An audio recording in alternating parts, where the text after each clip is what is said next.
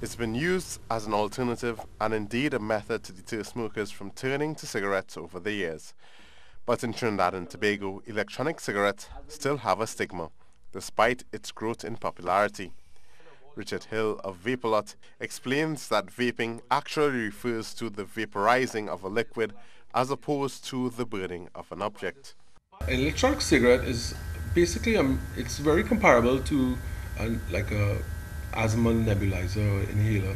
It but in the case of these new devices, they typically warm a mixture of propylene glycol and vegetable glycerin that may or may not contain nicotine into a vapor. It's nothing more than the steam that you see coming off your morning cup of coffee. Mr. Hill runs Vaperlot, a store based in West Mall which markets and sells electronic cigarettes. In his experience, he has seen several misconceptions that vaping carries similar hazards to that of smoking a regular cigarette. Mr. Hill explains, for instance, many local offshore rigs have banned the use of e-cigarettes, seeing it as an alternative form of a regular cigarette, when in reality it is a much healthier and safer alternative, both for the environment and the human body. E-cigarettes don't burn anything. It warms the propylene glycol and the vegetable glycerin into a little vapor, and that carries your nicotine and your flavoring into your mouth. Because of the uncertainty and how new the products are too, you would find there's a lot of misconceptions going on, and the internet is a very useful place, but it can also be a really bad place to learn stuff about that. Secondhand smoke, because vapor is not smoke, it does not carry these toxins that you would get from a cigarette.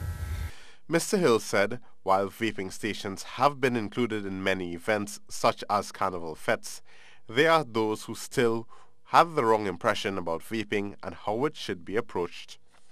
Trinidad is in infancy. That's why a lot of folks come to Vaperlot, because we've been doing this since 2010. We have a lot of experience doing this, and we have a lot of data. We've been in touch with the government. We have written and submitted to the government what can be termed a vaping legislation, and it's still under review with the Tobacco Control Board and TCU and the Minister of Health as well.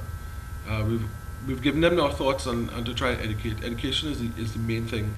Mr. Hill and his assistant, Christian Abram, explained that often people were uninformed about vaping and would seek out products based on price as opposed to necessity, which would create complications.